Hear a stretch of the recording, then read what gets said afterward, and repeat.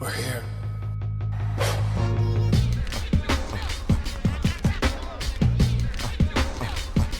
I wish I could give you this feeling.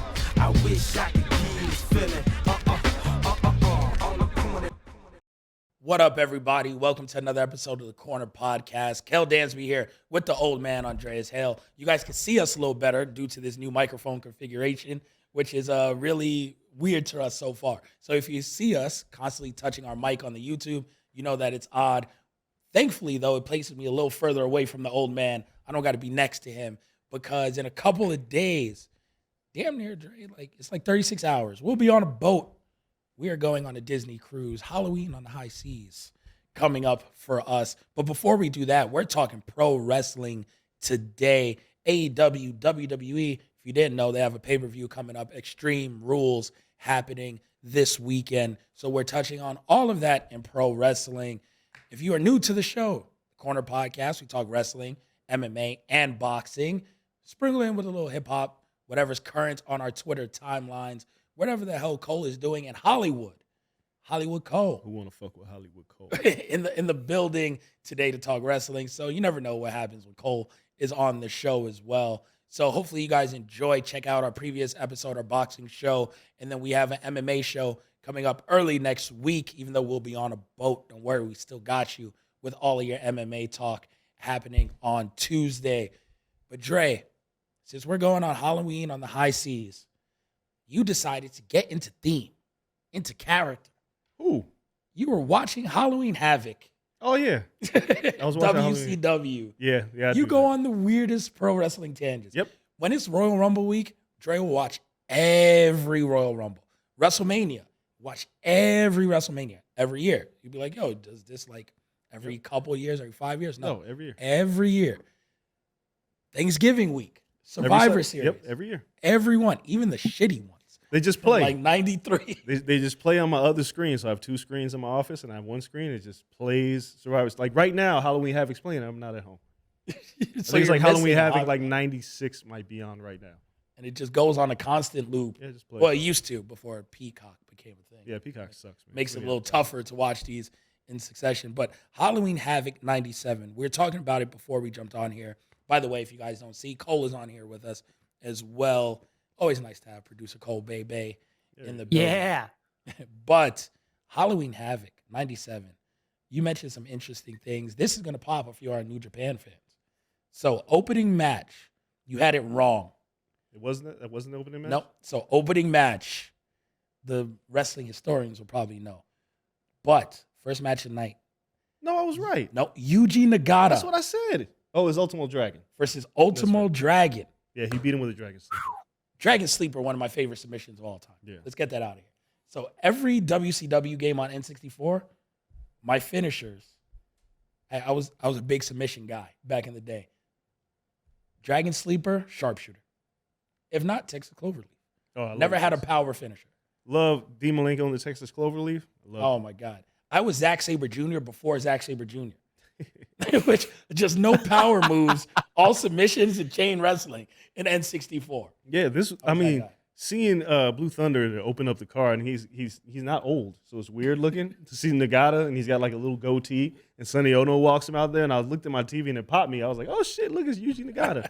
Then the next match is Chris Jericho versus New Japan's favorite booker, Gato. And Gato's got Gato was behind the Gato's got like this all gold like garbage bag suit. He looks ridiculous. And the match isn't long. It's like 7 minutes. Jericho beats him with a lion tamer. I'm not sure I've ever seen a Gato match before like 2010. I have. I've but only yeah. seen Gato get beat up as like a manager. Yeah. They force him into like weird matches, like when Okada was an asshole. I just forgot these matches were on this card. And then the next match is arguably one of the greatest matches in WCW history. Rey Mysterio Jr. versus Eddie Guerrero for the title versus match for the Cruiserweight Championship. Did you watch the Rey Mysterio WWE Legends documentary? No, I haven't seen it yet. It's really good. Really? Rey Mysterio is a weird one to me because there's people that really love him, and I don't love him like everybody else loves him, but I remember how he revolutionized WCW for me. So it's like watching him in ECW against Psychosis, watching him in WCW. I remember how great he was, and then like the later years, it's like once he became champion, I was like, I don't care anymore. What? It was an weird. amazing storyline. It was a great storyline, but like directly after he became champion, I believe he wrestled the Big Show in his first match. And I was like, I don't care about this anymore. Like, Big Show hit him with like a baseball bat on the corner post. Anyway, this documentary is really good, and I just watched it. And there's a part where Eric Bischoff talks about unmasking Ray. You remember when that happened? That was the worst decision. It was originally supposed to happen in this match. Ray was supposed to lose to Eddie Guerrero and unmask. And Ray was like, I don't want to do that. I don't want to do that. And Conan was his big advocate, was telling Bischoff, like, he doesn't want to do this. This is part of the lore. And Eric Bischoff was like, I don't care. In order for you to become a star, you need to unmask. Yes. And at the last minute, I don't know who politicked their way into it, they decided to change the finish. And Mysterio kept his mask for like, what was it, another year and a half before he had to unmask? And it was so stupid. I understand unmasking if you're like traditional Hollywood good looks. It's just Ray. Or if you look like, Andrade, Cien Yeah. Like, no. Like, Rey Mysterio, let's just keep it a buck. He's kind of a weird looking dude. He's like 5'1". He looks like he's 5'1", tiny little head. He has the weird chin goatee that he like braids up. It's Rey Mysterio. If you catch him out in public, you're like, yo, that's Rey Mysterio. It's always a weird sight. I found, I don't know if you saw it. I posted when me and Marcus Vanderberg were at PWG Bola 2015, when Ray was not in WWE. And I happened to be at PWG, and I looked up. I saw Conan, an unmasked Rey Mysterio, just hanging out, and Dominic. Yep. And Dominic was a giant back then. I don't know Compared to Ray, he's always a giant. I don't know how they made this big ass kid. The I'm Your Poppy story still stands for me. I'm very confused. We know how that kid was made, Dre. Yes. We know. A briefcase had proved. Yes. I'm the pappy. So now he has a new mommy, which we'll get to in a second. Alex Wright was the match after. I love Alex Wright. Dance? The dance? Get it, Come Alex. on. Alex Wright. This isn't like, I remember he feuded with Disco Inferno, who's a piece of shit, by He's the way. in the match after this. Jacqueline defeats Disco Inferno. Yeah, but Disco Inferno, like, they used to have the dance off, and I was like, this is awful. Oh, no, it's horrible. Disco lost everyone. The Wunderkind, Alex Wright. This was an incredible card. Kurt Hennig versus Ric Flair. Yes. It wasn't as good as some of their other matches, but this was good. That was good. The only match that sucked was the main event. I don't know. Luger versus Scott Hall was... That was pretty bad, too. That was leaving something to be desired. But Savage versus DDP. Yep. Las Vegas sudden death match. It was in Vegas, and I remember I couldn't go. I don't remember where I was. I was in college. That's where I was my freshman year. Piper versus Hogan. Yep. Hollywood. Yep. Listen, man, that's not a bad card. This is this 1997 Halloween Havoc, and then like the following year, and then WCW just fell off. I'll say they peaked. Yeah, it was like this was it. This was it, and they just fell the fuck off. Shout out to Coale, who's done a deep dive on WCW with us several times. This was the peak of WCW. Horror. Yes. Oh. This was their zenith. It's really, it's down. If you don't believe it's downhill from there, believe me, it's downhill. It's really downhill from there. It gets bad real quick. So today's show, that's a good transition into a promotion where more and more people are comparing to 1997 WCW as we speak. Yeah, I still don't get it. Dre, people are saying the beginning of the end is here for AEW. Can they stop? It's been 3 years, guys. Like, why would the company be going under? To be fair, we've seen shit fold quicker. Yeah, but AEW's like, they're popping ratings. They're 3 years in the business and people are acting weird like it's over. I'm asking, is the best of AEW over? No, AEW absolutely over? not. No, they just fucking got here. I understand this. Like, how is it the best already? I mean, they shot to the moon, right? That's always your thing. Like, yo, if you come in and you get the belt in like your first feud, there's only one way to go, right? What is that way? Down. Yeah, but that's, AEW did the equivalent as a promotion. Absolutely not, man. It's 3 years and the company is competing, and people are like, well, they're not WWE. No shit. It's been 3 years. Tony Khan gave Ariel an amazing explanation for that. What do you say? I haven't watched the interview yet. Oh, it was Tony Khan was talking about after they did their first 2 pay-per-views, were searching for a TV deal. They were brought in to whatever it is, Discovery or whatever the fuck, ended up signing them. And they were sat down at a table. Tony Khan went to the table, and they were like, do you see yourself as a competitor to WWE? He was like, yeah, we're in the wrestling realm. I think we're a competitor. They said, you're not a competitor to WWE at all. And they used a certain word. I think they might have said like complimentary or something. But they were like, you're not, and we're not entering this for you to unseat WWE. That's not what you guys are. He was like, they sat me down and they told me, you're Pepsi. You're Burger King.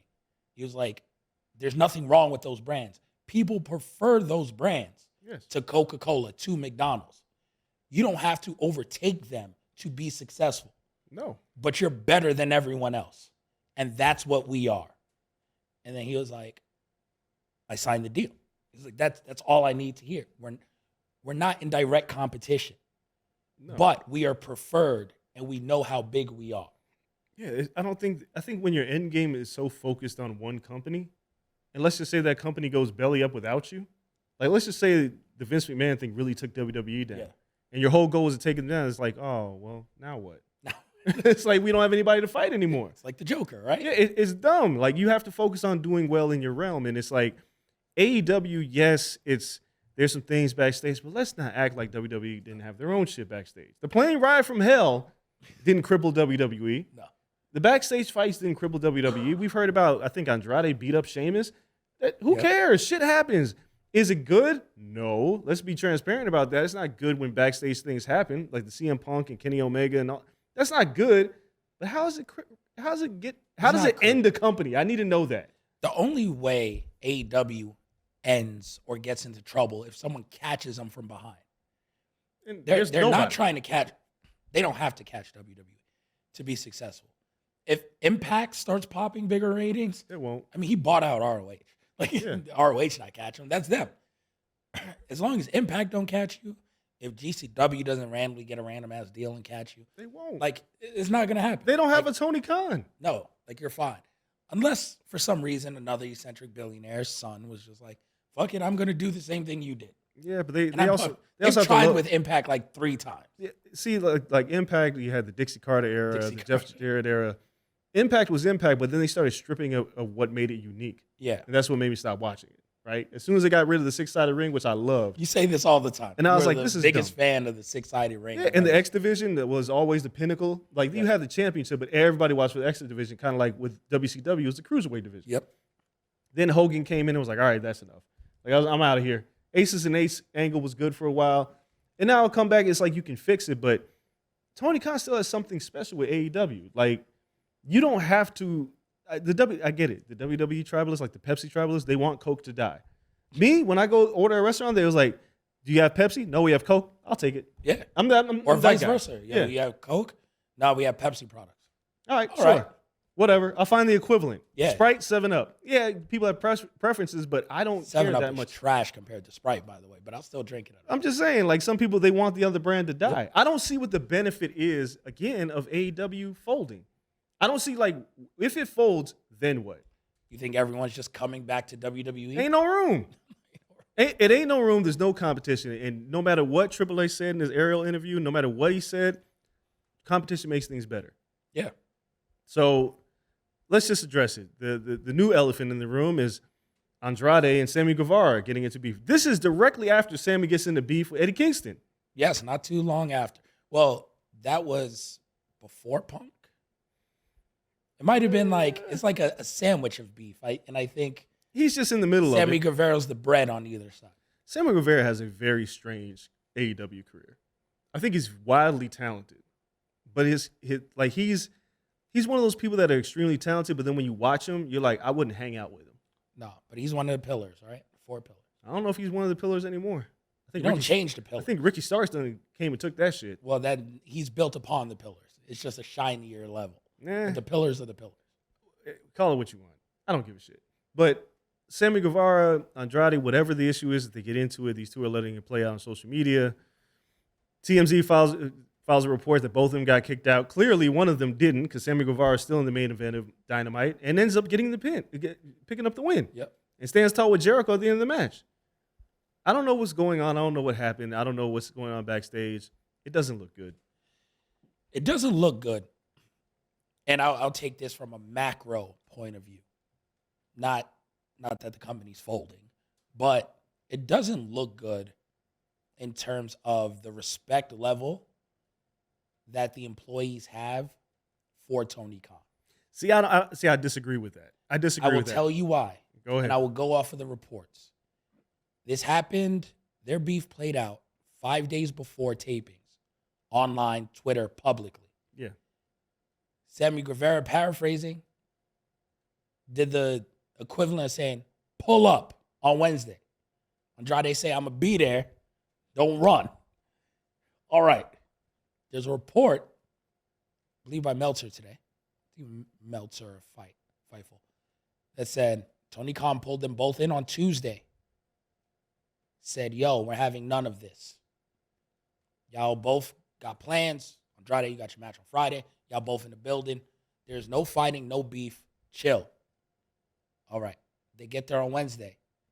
They say, fuck it, it's on site. And then this happens. A blatant disregard for what your boss just told you on Tuesday. Yeah. That cannot happen.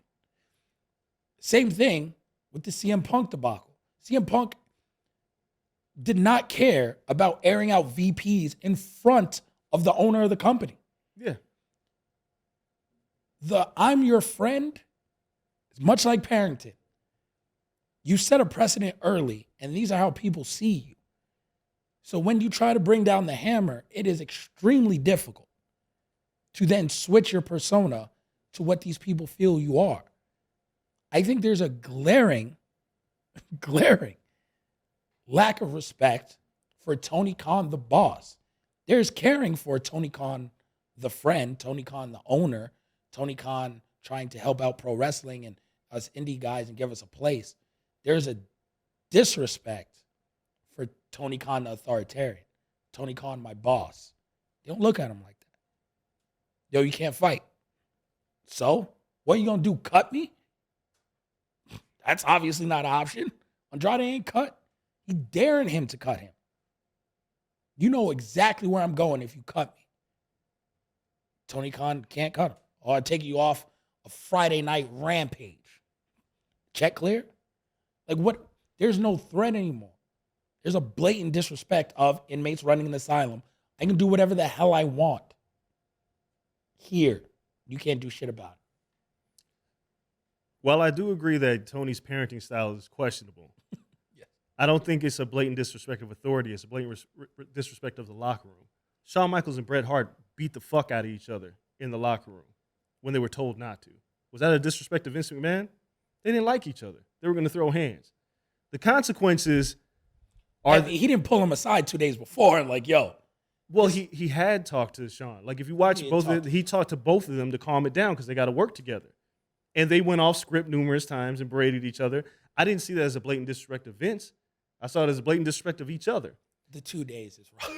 Yeah, sure. So, but I do think Tony's parenting style has to change because there has to be consequences for these actions. Aside from sending them home. No, of course you're not going to release them. Just like we talked about, like the fights backstage in WWE, they don't release them. No. But you might lose a push. That's important. Get Triple H. And you get Triple H King of the Ring. You lose a push, or remember that title you was gonna win? Not anymore.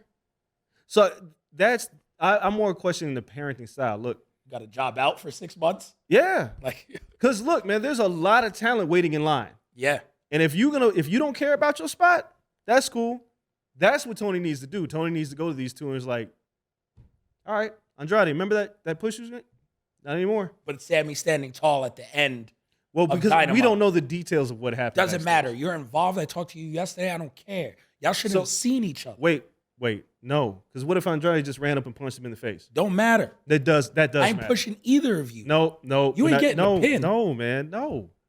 You can't punish if Sammy just got jumped on. Let's just say that happened, or Andrade threw hands first. You can't. And here's the other issue with that makes things very complicated. They still got a show that night. You gonna change the entire booking of the show? You taking a pin. Something changing. I don't know, because now it's at the detriment of my show and my plans. I don't need to change. So it's sending Andrade home on Friday when he had a match. Yeah. So if he threw hands first and you send him home, that's one thing. But if Sammy Guevara is like, all right, I'm gonna deal with you later, but we got to get through this. Cool. He's a habitual line stepper. This is 3. Sasha Banks bullshit that came up. had to apologize, had to disappear for a second. That's not in his company though. Regardless. No, it's not regardless. Because That's strike one. If I shit on somebody at Burger King, my McDonald's manager don't give a fuck. No, that's cool. If you said some wild shit on your Twitter timeline in 2012, and we have this show where you have your sporting news show, and it comes up tomorrow, we got to answer for that. Nah, That's the culture we're in. I don't think it's Strike one. That's where we're at in society. It doesn't affect my job. Like, it affects how you can put someone out there. That's strike one. We got through that. The Sasha Banks shit. Cool. You've matured, is what we say. You're not that 14-year-old that said this on the internet about Sasha. Cool. That's what we're selling people. Next, a locker room veteran, a guy who's widely liked, slaps you up in Eddie Kingston. All right, cool. That's not your fault. You got slapped.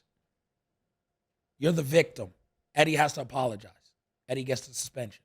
You're the victim there. Someone else then comes and punches you in the face a couple months later. You are now the antagonist. There's a common denominator here. You can't be the victim all the time. You are doing something to get hit in the face constantly. No one's just hitting you in the face because you're weird looking. No one's just like, yo, you know what? That Sammy guy, I don't like his hair. No, you're doing something to have people constantly punching you in the face. I got to sit you down. I got to. He's a habitual line stepper. They didn't sit Shawn down. Shawn Michaels. Shawn Michaels is the greatest wrestler of all time. He wasn't the greatest wrestler of all time at that point. He's the greatest. He wasn't the greatest wrestler of all time. Are you projecting Sammy to be anywhere near Shawn No. Michaels? What I'm saying at is, that time you could project what Shawn I'm Michaels saying to be the is, greatest of all time. Randy Orton has always been a problem. He just matured like 5 years ago. Maybe. And what I'm saying is Sammy being an issue is something that you have to discuss. But I don't think the answer is I'm going to change my show, the main event of my show, because clearly you liked him. You liked the optics of him standing tall. You liked the crowd saying "fuck you, yes, Sammy." I like the crowd saying "fuck Sammy," Sammy Guevara. I like the crowd chanting Andrade, Idolo. But I think that the plan here hijacking your show because that. Come on, man. They're fans. What the fuck do you expect them to do? Because you're trying to get over a feud between Jericho and so wait, who's supposed to eat Daniel the pin? Garcia. Who's supposed to eat the pin then? Oh, I'm having because Jericho hitting Garcia is the story. Okay, so then how you work your way out of that? Oh, I find a way again for Garcia and Jericho to cost the team and have Sammy 90 minutes before the match you're supposed to do that when you're trying to run a show? Again, this is pro wrestling. That's what the fuck you got to do if someone gets punched No, in the face. you don't. You already got to deal with the Andrade. You have to send him home. We got to get through this match. We'll figure out the rest of it after this. But I can't, as a writer who is planning things. Like Jericho couldn't get the pin? No, because they had the match planned where he has to smash Daniel Garcia with the title. He's supposed to run in there and pin him too? In the middle while Daniel Garcia's in the sharpshooter? That's what we figuring out. But you don't have a lot of time. You have a show to run. Like, I can't change all my matches because you two fucks can't act right. But what I can change your future after this. That's why I said the parenting style is, like, if my kid's acting up. So you think Sammy is going to get reprimanded for this? No, I'm saying he should. If he doesn't, now we have a different conversation. Okay. If I'm at the grocery store with my kid and my kid's acting an ass, I got to make a decision. Either I fuck you up on site or I take you home and I fuck you up and you're going to learn your lesson because I can really fuck you up at home. But at the grocery store, I'm going to look bad because I got to change my character in front of all these people and ruin what I'm doing. My kids have never thrown a tantrum in their life. And it does, I put the fear of God. You tell my nephew, I was like, you keep acting up. I ain't going to drag your ass in the store. Yeah. I'll fuck you up when we get home. And the kid straightens up. So if I'm Tony Khan, it's like, you go out there and have that match. I'll see you on Friday. But I'm not booked Friday. I'll see you on Friday. We going to fix this. That's what I'm talking about. If Tony doesn't do anything after, I have a problem. Okay. Right now, the match is the match. You have to get through it because you got a story to tell, and you don't want to ruin the story you're telling with Jericho and Garcia because Sammy can't get out of his own beef. So right now, it's like, let's deal with this. I'll deal with your ass later. If Tony didn't do that, now we have a problem. Coale, where do you stand? There's a lot of interesting factors that go into this. I think number one, I think it's really key to point out that it is a weird situation for Sammy Guevara to be in because again, he's put himself in this spot with the trouble that he's gotten into in the past, right? He has the reputation of a habitual line stepper. He's already, even on just television, regardless of the habitual line stepping part, on television, the heat he has been picking up has not been good. So you combine these two elements, and then you get this complete wild card. Because let's get something straight here. Sammy didn't start this. Andrade brought up his name completely unprovoked in an interview. That's true. Now, was it an issue that occurred, that happened in the past? Did they have a conversation? Did they not have a conversation? That doesn't matter. The fact is Andrade did an interview, and the question had nothing to do with Sammy Guevara. Sammy Guevara wasn't even close to. In fact, the question was about CM Punk and the Elite and how are tensions backstage going on there. And he said, "No, I don't have a problem with them. But, I did have a problem with Sammy Guevara one time." So, you get called out for no fucking reason. You're going to have a problem with that for sure. Now, the problem is Sammy's already been in deep waters here. And here's where I really think the miscalculation was. As soon as TMZ reported this altercation, both of them got to go. And here's why. Because the way that TMZ reported it, they made them both look like the bad guys here.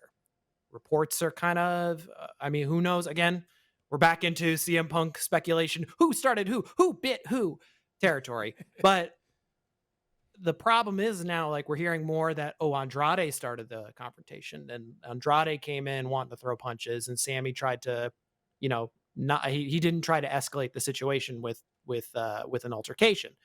But when TMZ reported it, it was they both got in a brawl. So now all of a sudden, all of Sammy's baggage comes with him. Now it's, Sammy's doing the shit again, huh? Oh, Sammy is stepping over the line again. Oh, we know what happened with Eddie Kingston. Yes. We know you've been suspended before for other things. And then on top of that, where I find that it doesn't help him is he's tried to take this heat that he's gotten for his character and turn it into something. And we saw that kind of promo that came off of, I think it was his vlog, that eventually AEW tried to kind of tag along with and be like, look, Sammy's trying to prove the doubters wrong. And it did not land. I didn't think it was good. I think Dre, you talked about it. It wasn't good. It was awful. So you parade him out there for the main event of the show with all this stuff going around. And that heat to me was not good heat. And where I will say, I think they made an adjustment is Jericho has a faction.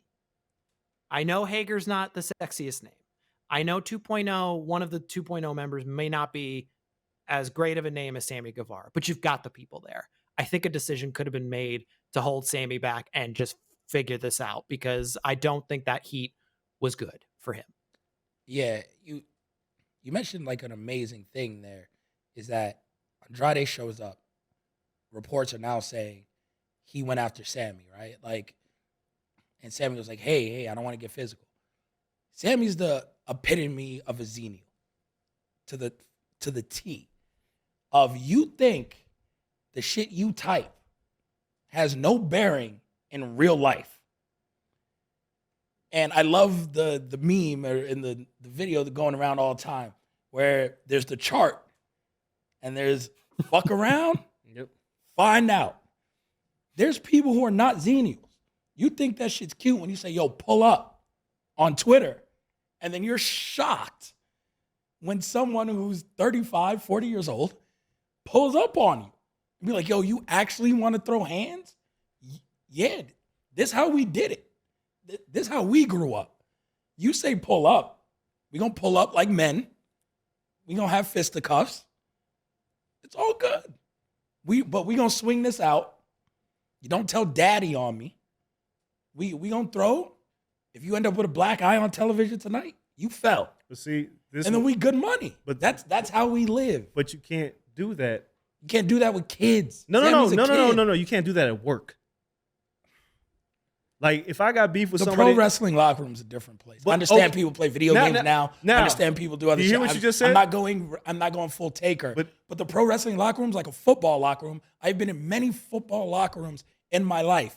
We handle shit in this locker room. It's like football camp. Every training camp, there's a fight. Everyone. Listen, we going to be brothers tomorrow. We going to throw hands. It's cool. We grown men. So we got to disagree. But now you got to make up your mind. Do you want this to be handled like a football or pro wrestling locker room, or do you want them to respect the business? Because now it's No, I want it to be handled like that. Yes, I want. No, So I don't what got to are we- make up so my what are mind. we even talking We got to about? throw hands. If you say we are throwing hands on Wednesday, I am showing up on Wednesday. You just and we throwing buried your hands. entire argument about How? disrespecting Tony Khan. Fuck Tony Khan. It never gets to Tony Khan. Do you see what he just did? No, listen. Cole, we you go- see this, right? You No, hear this, right? no. It was all Here- bad until we started talking about a locker room, and now it's okay to throw hands. No, I'm saying. Come on, when man. you're talking about the locker room, Come on. there's a difference between daddy police in the locker room and the No, locker room police in the locker room. no, Dre, no, I've been no, in locker room. no. We don't. You listen, ain't been in no pro wrestling locker room. I've been in locker. No. Yo, the head coach. The head You coach just don't like nuked your this. own argument. No, I did not. The Yes, head you coach don't did. like this. You did. You just nuked your own argument. This by ain't about the head coach. This ain't about the owner. You started Listen, with we gonna all show you, all up. you started with was by saying, "Is this disrespecting Tony Khan?" Yeah. That's where this started from. No, and I still they disrespected him anyway. So what do you want Tony to do now?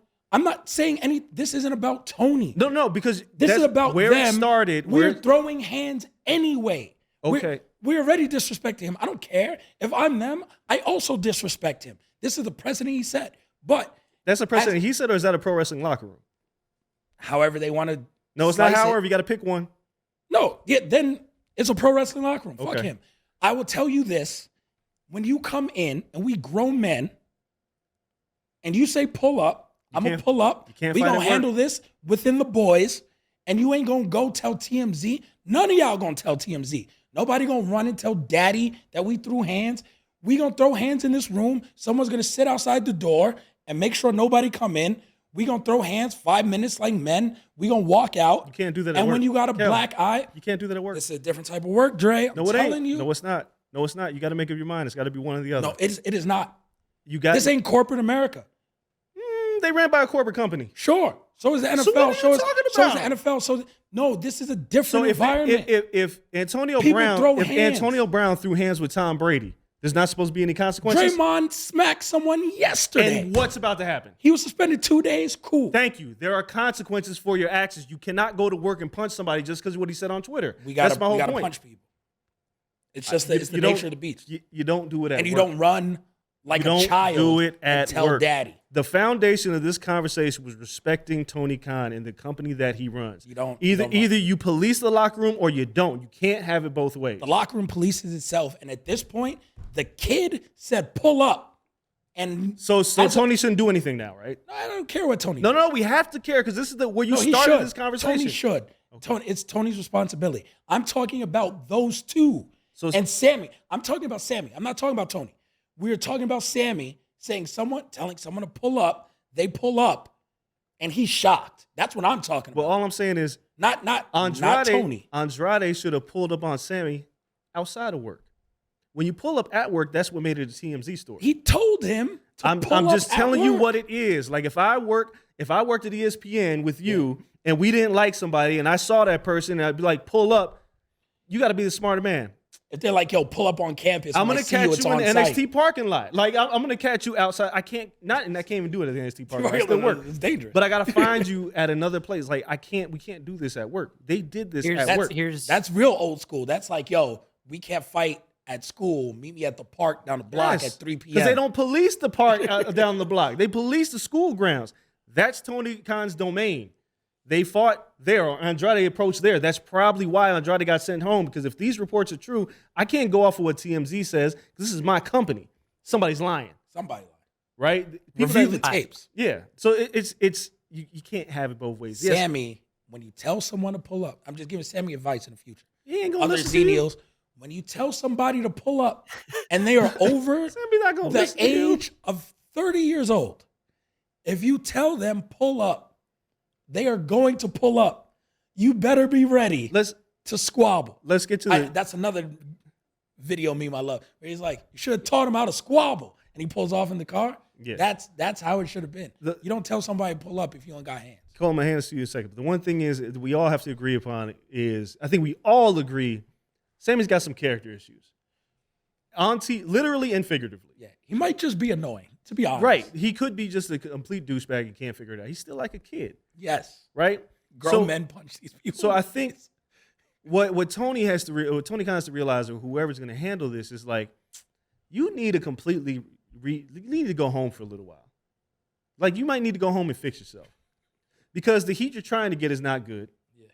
Yeah. You're an extraordinary talent. Your athleticism is phenomenal.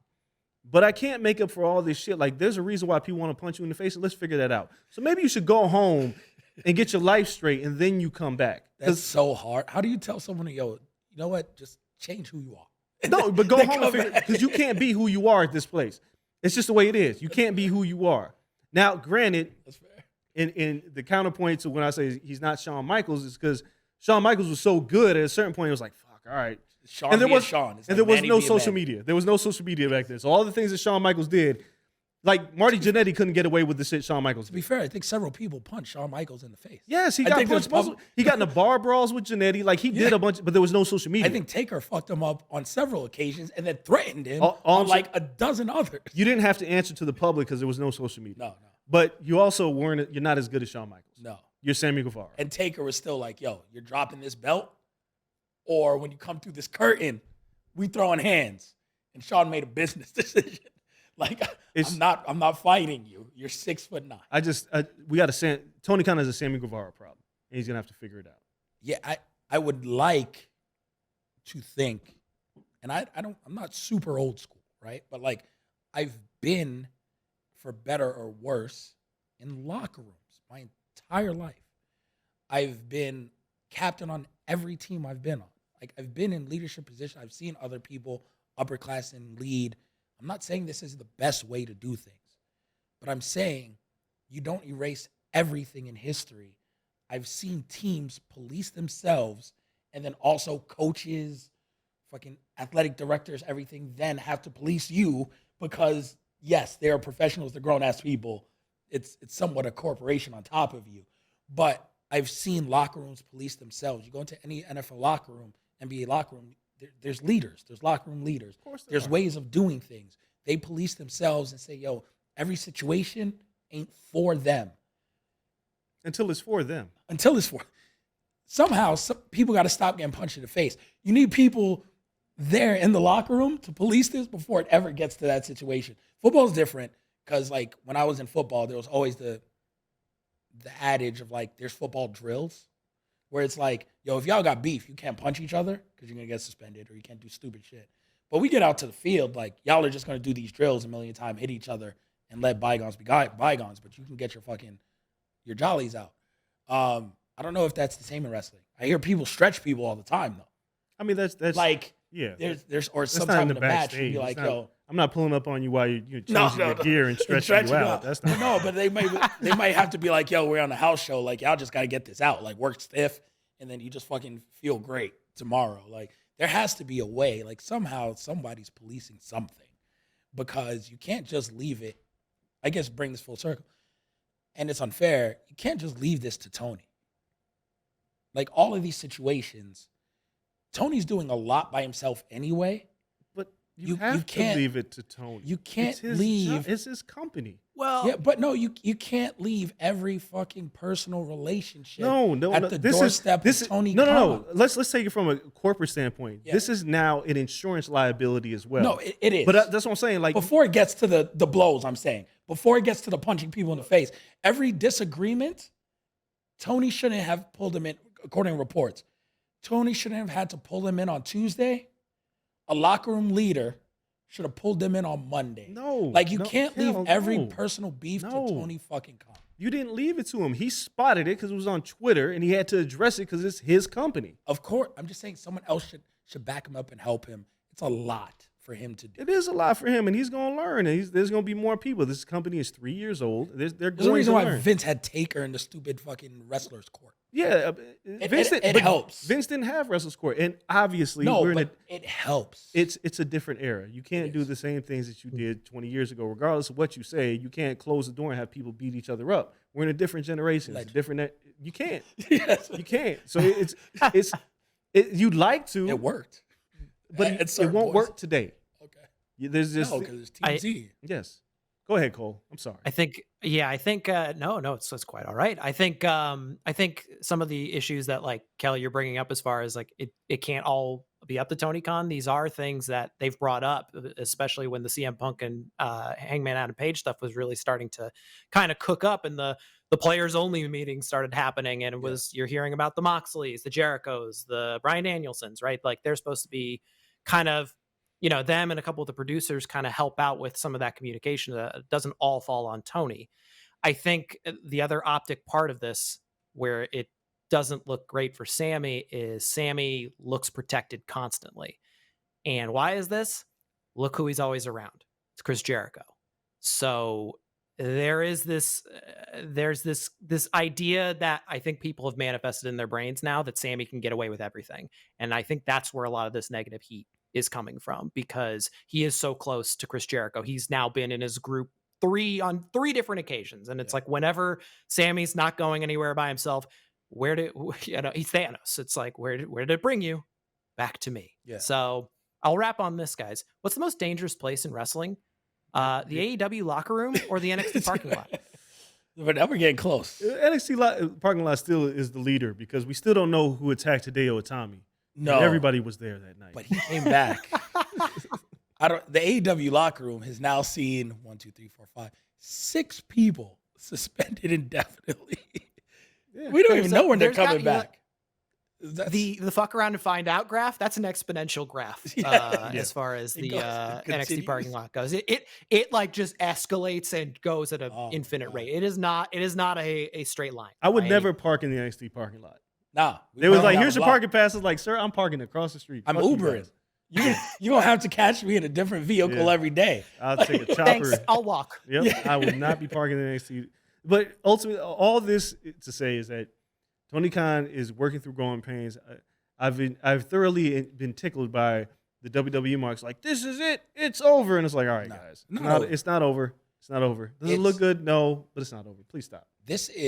We don't know what happened in those 80s and 90s locker rooms. Right. We just don't. Perfect. Dude, Sean Waltman took a poop in people's luggage. Bags. Like, it's true. Yeah. I've asked Sean this. Sean is my friend. I have asked this. Did you do this? Yes, I did. Yeah. And it's like, this happened. Randy Orton publicly just pulled out the snake all the time. Yeah, like Ric Flair. The Viper was on full display. Dog, guys fought. Arn Anderson, like fools got stabbed backstage. It really happens. Did. You want to see shit happening backstage? Boy, howdy. Yeah, it's all bad, but it doesn't end the company unless everybody starts brawling like the Royal Rumble. This is, and I will defend them to a point, this might be the first true major promotion in the social media era. So everything that happened in the 80s and 90s and built the foundations for those companies, for those promotions, could you imagine? Imagine everyone having a camera in the ECW locker room? No. What? That shit's not lasting 3 weeks. Or the WCW locker. Like WCW is a whole different, but like even a promotion no, this is the first time where everyone has a camera, everyone has a cell phone. Everyone can send something to a TMZ. Everything's on social media. People are threatened probably weekly in the WWE locker room in the 90s. But now you can tweet it and it lives forever. Yeah. This is the first promotion that's really like, even Impact started in their glory days in 2003, 2004. Yeah, it was early 2000s. Like, before there was MySpace? Like, there was no we're on flip phones. I had a sidekick.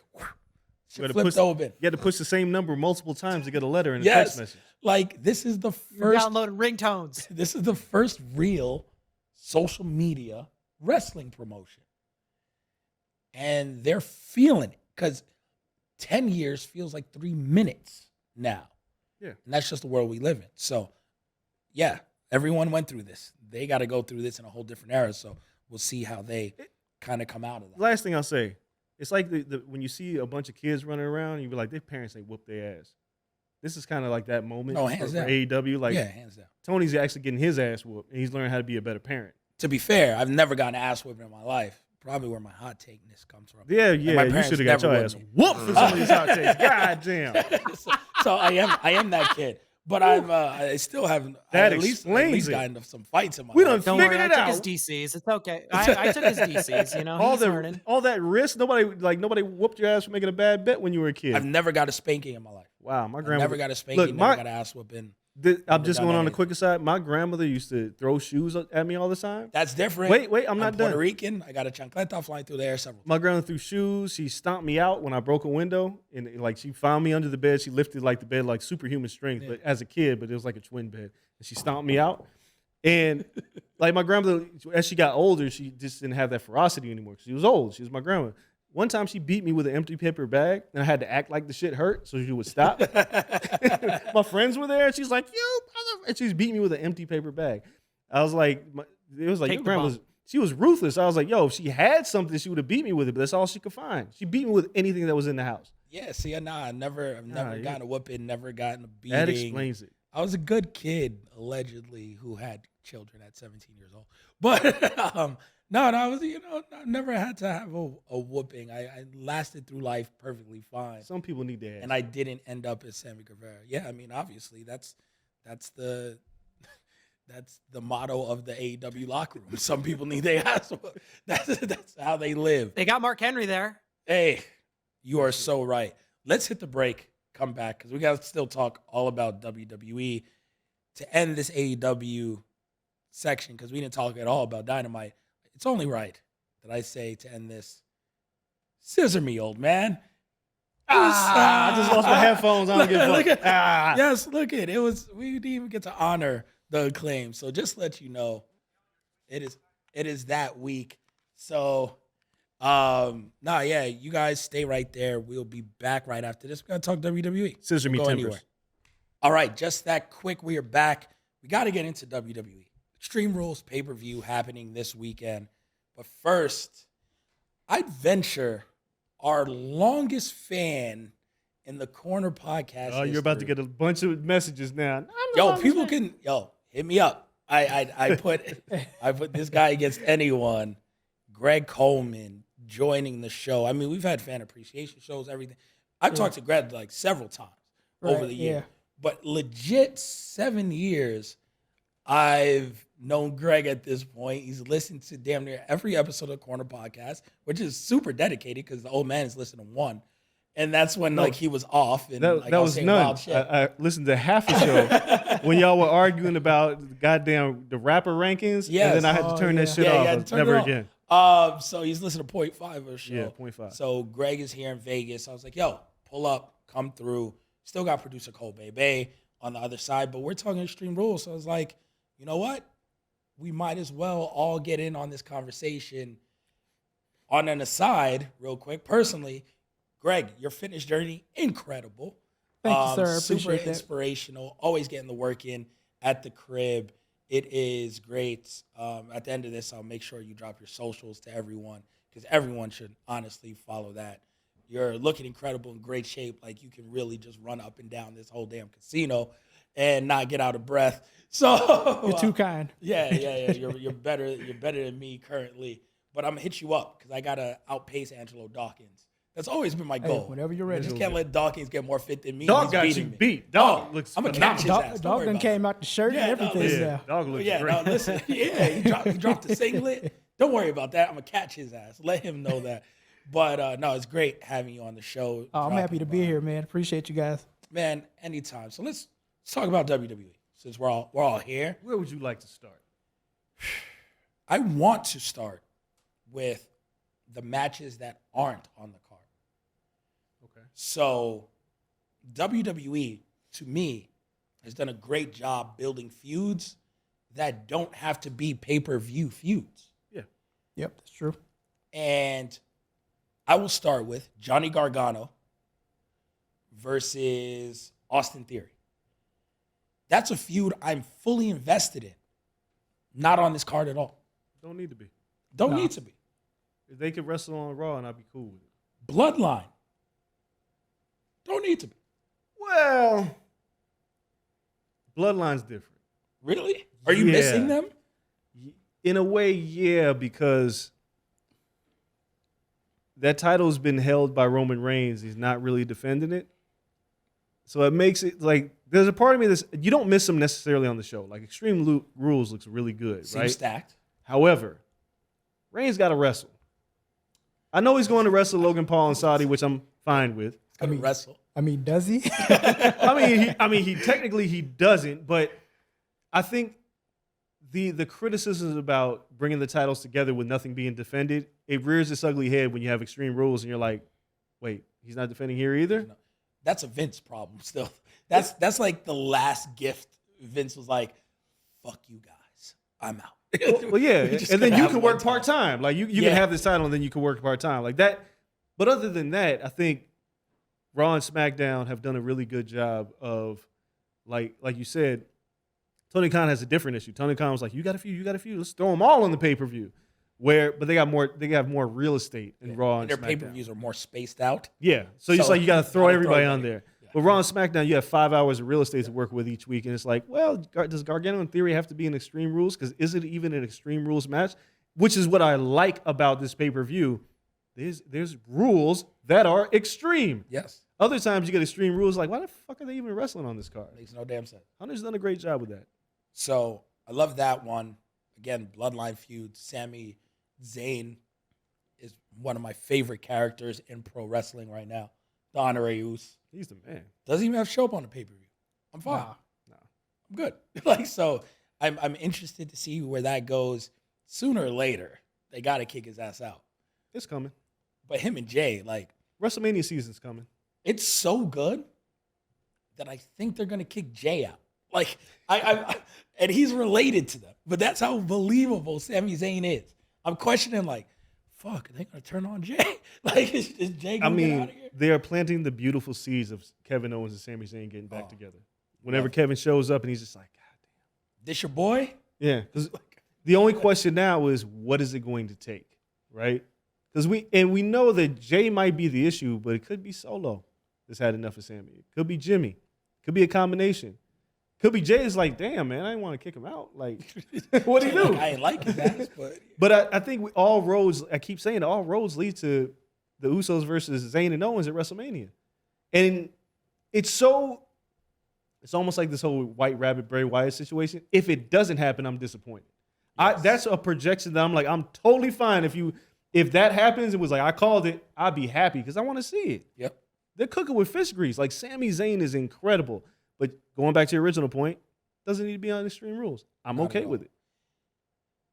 I'll ask everyone, scale of 1 to 10, if Bray Wyatt does not show up physically at Extreme Rules, how disappointed are you? 10 being the worst? 10 being, I'll start. Yeah, 10 being the most I'll start. disappointed you can be. Infinity. Like 10, 10, 10, Thank you. 10, 10. Great. I mean, I think I'm gonna go with 10 too, because with as much as they've been putting into it, with all of these QR codes, I and love the QR codes. I mean, I love it too, but it's kind of like when you build something up so big, it's like, how are you gonna pay it off now? Yep. Like they're the distorted screens, and like there's been time I've been watching, I'm like, damn, is my YouTube TV tripping? Like when the screens start to distort and you'll see an image, and then even the stuff that they had, I think they had a guy with a sign behind Coale and Yep. Grave, it's like revel in your own thoughts or something like that. So clearly they're putting a lot into this. So it hopefully this isn't just a rebrand of Baron Corbin or something. Knock on wood. Oh my God. Don't do that. But I didn't even think of that. That's horrible. But I don't need him to physically show up for me No, to feel you need the him. payoff. You need I him just to- need it. Just wait till you hear how I have this booked, Kel. Just Oh wait. no, here we my go. God. But It's booked into the matches? Now that's a tease. it's Oh part my of his God, prediction. Cole's He'll get into the worst. prediction. But look, I'll be honest. If we just get Bray Wyatt on the screen, that ain't the same. It's Philly. It's Extreme Rules. He has to physically Full show entrance. up. You got to not even a full entrance, just his appearance wherever he's at. It's got to be physical. I can't have him on a video screen. That's not the same. I need him to show up. But I forgot the Miz isn't on this, is he? no, He just keeps Miz getting and Dexter kidnapped. Lumis just getting dragged every week. Yeah, okay. Yeah. I just forgot about that. The question as we go through the predictions, like, when does he show up? Like, how does he reintroduce himself? Even before that, though, Cole has this. if it wasn't Bray, there's only one person, actually two, that could take this spot. Sasha Banks. It'll never happen. But I'm talking about in terms of somebody showing up and people be like, oh shit, and being hype about it, Oh, not with the White Rabbit per se. No, I'm just saying, whatever. Just an appearance. There is no person that has been gone from the company that we would want to see back. That they could, because imagine if they started this and it wasn't Bray Wyatt, and now it's picked up so much momentum. We're like, fuck, we gotta call Wyndham. Yeah. Like we gotta, because if we No, don't, at this point, yeah. it has to be him. Yeah, It's like, how much fuck. do you want? Just back up the brainstorm. Yeah, no, it has to be. And then I think, again, I don't need him physically. They've teased Gacy, which I think would be a good Bray Wyatt lackey. Even though like Gacy showing up in a White Rabbit fucking mask and then pulling it off, you'd be like, fuck, it's Joe Gacy from Yeah, you like can't- NXT. And then he'd be like, If it was well, Joe Gacy, we riot. Yeah, if you're gonna But do like- that, you gotta do that at the end of the show. So that'll like kill it. But but if he's like working for Bray Wyatt and then they keep teasing it and then like you work on that, like I can No, be all right. no. No one else is gonna get that pop. Sasha come. I think, and we'll get to this Coale level tease.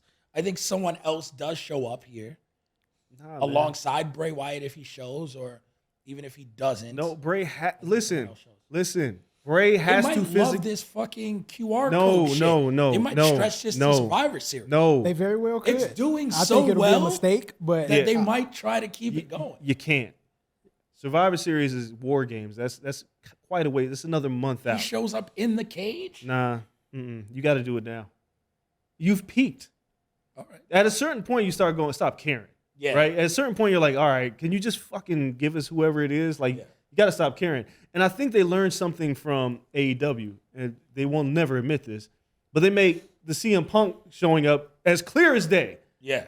And And it didn't, worked. it didn't diminish him showing up, but he has to show up in person. I don't think you get anything from Bray Wyatt showing up on the screen. All right. So I think a crowd, if that Philly crowd would want to turn that place upside down. let's go through this card. Liv Morgan versus Ronda Rousey. I will start. We get our first surprise return. Ronda Rousey wins, beats Liv Morgan. Fuck it, sorry, Liv, but it's been a whack run. Got to reset Liv. Ronda Rousey wins. Charlotte Flair confronts Ronda Rousey. We get the return of Charlotte Flair. The music hits. We head into Survivor Series, Royal Rumble season. Charlotte Flair's back. She's beefing with Ronda. I hate it. I mean, Thanks.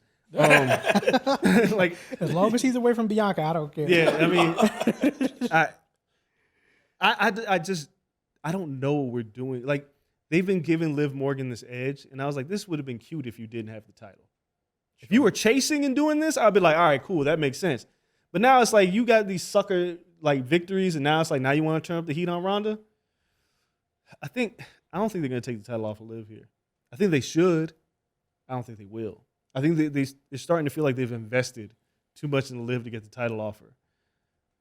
I don't want Charlotte to come back. just want her to stay away forever? Sure, Like, why not? she's a Because you know when Charlotte comes back, she takes whatever spot sir, she wants. horse women must pose. What are There you ain't no talking horse about? minute. Like Sasha gone. For now. There's a lot of money. She gone. Everybody's gone until they not gone. She ain't nobody. I'll say this. She ain't nowhere else. So She don't need to be nowhere else. That's cool. She may be gone, but everybody can come back as long as they ain't somewhere else. If she showed him AEW, fuck it. She gone. She Moxley. I'm just She's saying. handshake dealed me. It's a wrap. But if she ain't somewhere else 3 years from now, yeah, sure. she can make Yeah, the yeah. fucking rock pop. Like, yeah, cool. She's not there now. She could come back, but I'm saying right Charlotte now. ain't nowhere. No, Charlotte Charlotte went would, Andrade on fucking vacation because he's suspended. Look, I'm at the point right now. Charlotte coming back, I would hate it because this is why. You're just starting to put a little bit of fire under Shotzi. You got Shotzi moving a little bit. You got other talent that's moving. As soon as Charlotte shows up, somebody just gets bumped. Sir, this is a Nick Khan move. This is how much we paying her? Where is she? Look, man, Something got to give. I know what you're saying. I don't want it. That's all I'm telling you. I don't want it. I understand that, but the books ain't booking. So like, somebody can't be on vacation forever. You just can't. I'm having a real hard time seeing Liv lose this match, but I'm having an even more difficult time seeing her pin Ronda clean. I mean, She can't get another fishy finish. It's almost like she needs help. Extreme Rules match. Yeah, It's almost like Liv would need some babyface assistance. can't. I mean, unless Shayna just fucking says, I'm tired of Ronda's bullshit. And she keeps calling me out like I'm going to cost Ronda. Man, I've spent too much time on this. I'm just So, going to say yeah, Liv because I don't I don't know. know. I don't know. Yeah. Cole, who do you got? I've got Liv Morgan winning. I think the Extreme Rules allows this to be kind of the great equalizer in this. All right. And I think this goes towards where I have a future prediction in which I think Liv Morgan needs to hang on to the title because, all right, I'll manifest it. I'll throw it out into the ether. We'll see where this goes. It may totally not happen because she's on NXT, but I think Liv Morgan sometime around about once we get to the day one pay-per-view, either Mandy Rose is fighting Liv Morgan for the SmackDown Women's Championship or she's got the title. So I think Mandy going against Ronda doesn't make any sense. Give it to Liv, put Mandy up on the main roster and, with Toxic Attraction, I should say. Damn, I like Mandy a lot. Mandy, listen, I like Bianca, but Reigns don't got you don't got to hold the title for a year. No. I wouldn't mind Mandy beating Bianca. Hell no.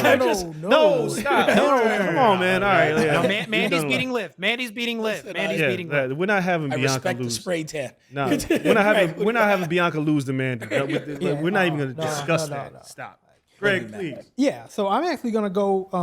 I'm gonna go with the title change. Ronda beats Liv, and I think the way she's gonna do it, even though it's an Extreme Rules match, I think Ronda is gonna go through that whole match and not use a single weapon. Like she's gonna have the opportunity to, and she's just gonna discard them. And then eventually she's just gonna tap Liv out and just because I think she had cut a promo that said she doesn't need a weapon because she's her weapon. So Liv is gonna be using all these kendo sticks and trying to use chairs and everything and. Ronda's just gonna submit her. Oh God, that sounds like a double turn. You know what? But you know what that is more than anything else. That like you might as well throw the Babyface dirt. Ronda? No, you might as well throw the dirt on Liv's casket because if that happens, it is over. Yeah, if you got to use everything in the book, And you still get sub. I feel like that's very possible. It is very But I possible. feel like we fuck around and end up with a babyface Ronda and the Toxic Attraction, and babyface Ronda is the worst Ronda possible. Like you got to keep her heel. I mean, she hasn't even been a true heel yet. No, I mean She's drifted a little bit. You got to go full bore heel, and maybe, hopefully, Ronda's lying and like hits her with a truck or some shit. Because she's So the opposite direction. she's so much better as a heel. Like you see it, She's but a natural heel. I don't want her as a babyface. I'm just gonna pick Liv because is this the main event? No, I don't know. I'm I don't think booking we this know. as the first match. Like just we're not sure. It very have no well could idea. be. It's one of the women's titles matches. It could be. It seems like based on the promotion, they want it to be Liv and Ronda, ugh. which kind of I feel like Control some is a bigger things later, storyline. but- I mean, Bianca and Bailey is It- a better match. it is, but it is also the Extreme Rules match. So who knows? Right. Yeah. And it is I think Ronda I Rousey. think either way, one is first and one is last. I think. All right, give me Edge versus Finn Balor. It's an I quit match. Yeah. I heard your stance on this the other day. Are you softening? No, I think Edge. I mean, Edge has got to lose this match, but I think he's got Babyface is always he's got to quit because somehow Dominic and Ray get involved in this, and Ray's like, "Please, for my son, Edge." Fuck it, I quit. Like I can't see Edge saying I quit. Babyfaces never quit; they go to sleep, right? They never tap; they go to sleep unless they're jobbers. But Judgment Day needs a win so bad. Finn needs. I mean, to be fair, Finn hasn't lost in forever. He's lost 2 matches this year. But I think. they look like glorified jobbers, They do. right? They don't look great. And Rhea Ripley's running the faction, which I'm totally fine with. Yeah. Somehow, AJ Styles is around. Well, I don't know where that leads to. I don't know. I literally I watch it and I'm like, is this a feud? Like I don't mind Finn and AJ, but I feel like they've been doing this for a minute. I don't know where it's going. AJ joins them. I don't know. Nah, see, I don't want that. But yeah, Edge has got to lose. I can't. If Finn loses, I think it does irreversible damage to Judgment Day. Like they have to start winning matches and they have to start winning feuds. All right. Cole. Yep, pretty much the same reason. I hate I quit matches. I really do. 'Cause This they is ask like, 'em a million if you give times? me if you give me stipulations that are like the worst kind of match that like I don't want to watch, it's an I quit match. But yeah, Edge has to lose. Yeah, Judgment Day's got to get a win. And yeah, I do kind of like maybe Ray gets thrown in here and he can't help the cause, and we continue our new Raw favorite series. Everybody hates Ray. Because AJ already was like, Ray, what the heck? And like people are like wondering why Ray's costing the matches. Poor Ray. He just never gets. Nobody likes Ray. I don't know what's going on. Not at all. Yeah, I'm gonna agree with Dre and Cole. I think Finn needs to win the match, and I don't know if there's ever been a baby facing an I Quit match that just straight up submitted. Usually it's some other circumstance, like when I think it was Jay who quit because Roman had his Jimmy brother, yeah. choking him out. So it'll be something like that, and it'll probably involve Ray where something's on the screen and he quits to save Ray. Yeah, give me the fake voice. I quit on this one again. And Rock and Mankind the Rock. style. I quit. That's always one of my favorite I quit finishes. Give me the fake voice. It's like the referee was like, "You dumbass!" Like you heard it in the loudspeaker. He didn't say that shit to you. I love You it. idiot. Give me the fake voice win So- here for Finn Balor. Here's the question though, and I know neither of these two are actually involved in this match. How long is it WrestleMania when Ray and Dominic finally have a match? Yes. It has to happen. Yeah. It has, and that's why I feel like Dominic eliminates him in the Rumble. You keep him rolling. I don't even know if you got to do that, but you could. I feel like that's how you look. But it's like Taker and Kane, right? Yeah. Taker was like, "I'll never hit my brother. I'll never fight my brother." And Ray continues to find himself in these positions where he's costing other people matches. That's why I think Edge will lose because of this. And then at some point, I mean, that crowd's gonna pop. He's gonna be like, "Fuck you, son!" And it's like, "Oh shit, he's gonna beat up his son." Then I want Dominic to beat Ray at WrestleMania. Yeah. Put your son over. And it got to be like some real retirement shit. Yeah. Like career. I don't know if I need to do all that. Yeah, like it got to be a career on the line. Like if I win, you leave Judgment Day. If you win, I retire. You want to have his son This retire? is it. Yeah, this is it. I don't know about all that. That's It sounds cool, but yeah, I don't but know. what's a better way to go out? Putting your son over, and Ray's ass got to retire, and then we have Brawling Brutes versus Imperium. Might be match of the night. Good old fashioned Donnybrook match. You know what This is that my means? favorite You know what it means? It just means y'all gonna get fucked up. Like that's what this match is about to be. They're just gonna beat the shit out of each other, and it'll probably be my favorite match on the card. Yeah, Brawling Brutes wins. This is the way to get a win for them. I know people are predicting at Survivor Series, Sheamus becomes Grand Slam champ and finally beats Gunther in that. I don't want any of that. And I guess, I mean, that's the prediction. It's the only belt he hasn't held. So you still don't have it. So Shit. I don't like it either. So Sheamus got to win here. Like Sheamus No. has to win this He one, never has to win. and then they can go. No, he's gonna win. Tommy Dreamer Raven that shit. I don't want to see him win. Look, man. He's gonna win this, and then I don't know. Giovanni Vinci will take the pin from Butch, because fuck it, Pete Dunne. They're shooting him to the moon. All right. I'm picking the Imperium to win this match. It's not necessarily red herring, but it's always opposite momentum. Brawling Brutes just lost to Pretty Deadly on NXT. Because they were cost I know. by Imperium. I know. But I feel like Imperium has, like, Brawling Brutes are fun to watch. I don't think they necessarily need this win. It's a little different. I feel like Walter's the guy. I called him Walter. Yeah. I'm sorry. They've now capitalized Gunther. Sure, whatever. It's all caps. But he's the guy. And I feel like the Brawling Brutes have kind of had their chance. And they're a fun faction. I think they're getting a lot further than they are supposed to be because of that match at Clash of the Castle. Because I don't think anybody necessarily expected Sheamus to be like such a babyface coming out of that match. But I feel like they still get duked in this match. I think it'll be fun. But I think Imperium should win. I feel like they need to build another faction that's like rivals the Bloodline in terms of dominance. Okay. But I wouldn't be surprised if Brawling Brutes won because of the things that you mentioned. But this prediction that Sheamus is beating Gunther, get that shit out of here. I don't know. I want that fool to hold that title forever until he challenges for another title. Not mad at that. Cole. Yeah, I'm gonna take. I think this will be my favorite match of the night. I'm just gonna take the Brawling Brutes because I could flip a coin. I think I don't think a win or loss really harms this feud. I think it's gonna keep going. I'm gonna be just on the lookout for over under 7.5 shillelagh hits. Let's get some shillelagh action in there. I like it. Greg, what are we doing? Tough pick, but I'm gonna go with the Brawling Brutes also. So I think Sheamus and Gunther had the match at Clash at the Castle, so that was kind of like the two leaders. Gunther won that one. They want to carry this on. I think the Brawling Brutes need to win as a group, and then maybe use that as justification to kind of keep things going. But I think Sheamus is actually wrestling Gunther for the IC title on SmackDown this week, I believe. Is it? Oh shit.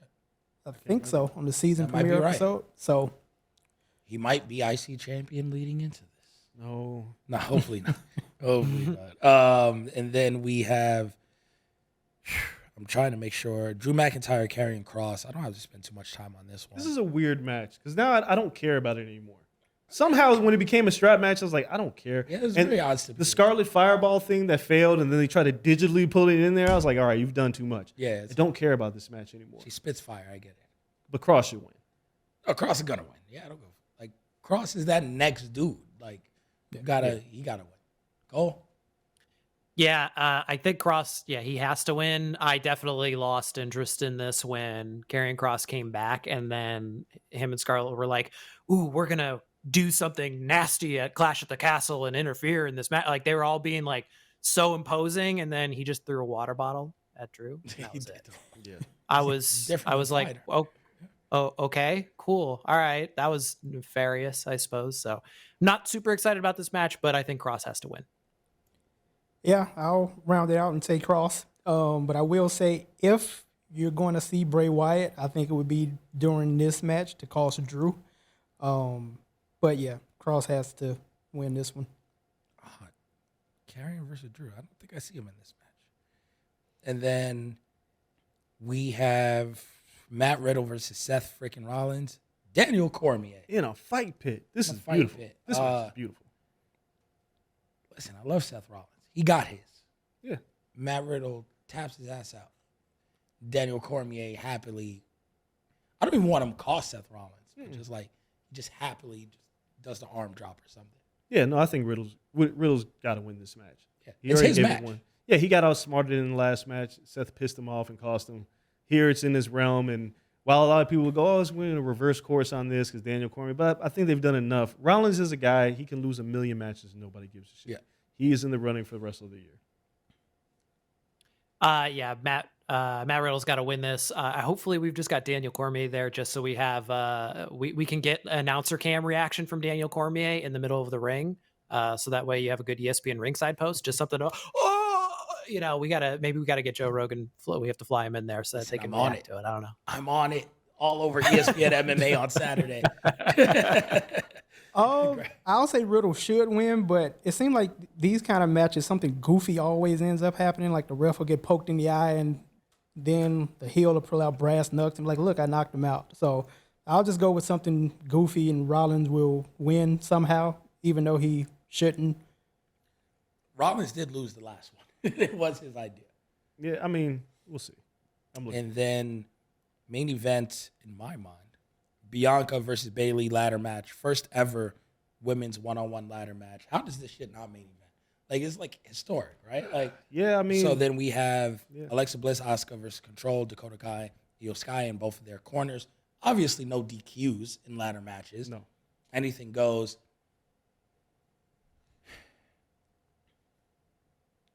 Bianca Belair wins. Cole, I don't mean to steal your thunder. If this is what you were going to say. Bianca Belair wins Go ahead and say it because I know what's coming. because there's a clear 3-on-3 at some point. Alexa gets distracted. By who? Something of the Fiend. She bounces. You no longer have that advantage. Or excuse me, Bianca doesn't win. Bayley wins. Oh, you're saying Bailey's going to win this? Bayley wins because Alexa gets distracted, leaving Io Sky and Dakota Kai to mess up Asuka and Bianca. And Bayley wins. They no longer have the 3-on-3 evenness because Alexa bounces because she was distracted by the Fiend. And that allows Bayley to climb the ladder and win because now it's 3 versus 2 and Control's about advantage. You ever watch Men on Film on Living Color? Yeah. Hated it. I don't like anything you just said. That's how it's gonna go down, though. You can't hate it. Here's and this is I'm sure this Bray Wyatt thing is probably part of Cole's thing as well, but you can't have it be a distraction that leads to somebody losing. Bray is so big it has to close the show somehow. So I don't know if it happens necessarily in this match. I don't think Bianca should lose this. I think It's time, Dre. it's not time. It's time. Listen, first and foremost, my Bailey's blackness time. will tell me it's never time for Bianca Belair to lose the title. But I love your blackness, but we know the one rule in the women's division is what? Horse women must pose. yeah, but see, I don't think there's that same. The horsewomen don't even have a unity anymore. Doesn't fucking matter. They all get booked to the moon. Nah, that's Vince. Okay. I think. You think Vince created that? I mean, it's not created. Think them. he inherited that. And you the think horse Trips ain't gonna push them all to the moon? No, he doesn't have to. Okay. I think Bianca. I will argue, has more upside in the mainstream than anybody in that company. That's right fair. She's held the belt for a great run. Now. She hasn't had it that long. Relax. Long enough. No, It's time. her losing at Clash of the Castle and getting pinned means she's winning this match. Look, and then it leads to something at War Games. I don't think Bailey needs the title right now. I think Control is great as is. I think this won't be the end of their feud. This puts a cap on the feud that never finished before Bianca and Bailey. And I think there's just much better thing. I would argue that they might be angling towards Bianca and Charlotte at WrestleMania. Okay. But I don't think Bailey's beating Bianca. I don't see that shit happening. We disagree. Coale. Go ahead. Where does Are he you show ready? up? Where does he show up, Cole? Oh, Okay. So Kel's was kind of on a track, but mine's a little bit more. I think it's a little bit more heroic for Alexa. All right, here's what's gonna happen. This is gonna be good. Bianca is going to win. And the way Bianca is going to win is eventually throughout this stalemate, like, Damage Control, Dakota and Io are seemingly fit to like help Bailey get this win. Maybe they're up on a ladder. All I know is Alexa's gonna make like a heroic play and save the day, and throw her body on the line. Maybe she like puts them all through a table. Like maybe she, I don't know if she like runs a ladder into them and like she kind of gets hit by it. I'm not exactly sure. I haven't figured it out that far. Think like broken Matt Hardy, right? Like right. Matt Hardy went through a table and all of a sudden he came. Wonderful. Anyways, Alexa's gonna be like passed out then. And Bianca eventually is going to take that momentum, push Bailey off the ladder, take the title. Yay, they win. Bianca wins. It's awesome. Asuka's there. Oh, yeah, we're celebrating. Oh, no, they see that Alexa's like passed out on the ground. And they go to her to be like, Alexa, are you okay? Are you okay? Alexa kips up, like Undertaker style, just kips up. Camera cuts away. All of a sudden, do you know what's still part of Alexa's gimmick? Do you know what's still there? Stupid doll. They still got Lily. You know what? Let's cut away and then all of a sudden cut to the corner of the ring and Lily is just sitting in the corner. And they all kind of look and be like, what the hell is that? Lights go off. White Rabbit starts playing. Lights come on. White Rabbit in the ring. Bray Wyatt shit starts happening on the Titantron. Bray Wyatt comes out. His debut closes the show. There you go. I would like that, except so Bianca gets a Bray moment has to like beef celebrate with her. Like she can't be the Here's the hero. thing. Bray has beef with her. The No, last but thing we here's saw the is thing. she cost him versus Randy Orton. You know, Bray can say I forgive. You're you. not you're forgiving shit. not wrong. Those- no, you're not wrong Those as far as fists don't that's say concerned. forgive. They say hurt and heal.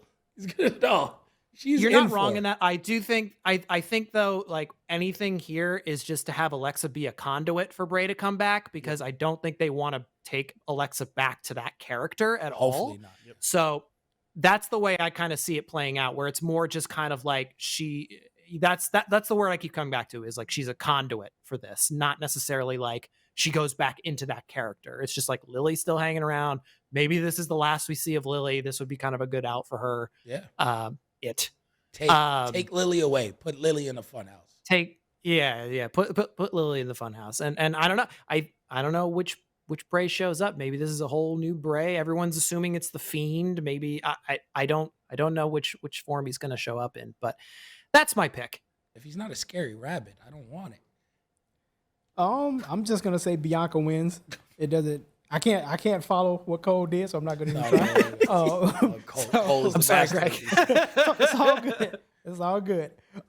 So yeah, I just think Bianca wins. Not time for. I don't think it's time for her reign to end just yet. Because she would have had it about 6 months now. not a long So, time. Once a long fucking time in wrestling. No, they gotta I mean, change it is, but considering the way her last reign ended, This I ain't think Big E. I Like, think it's they. a long time.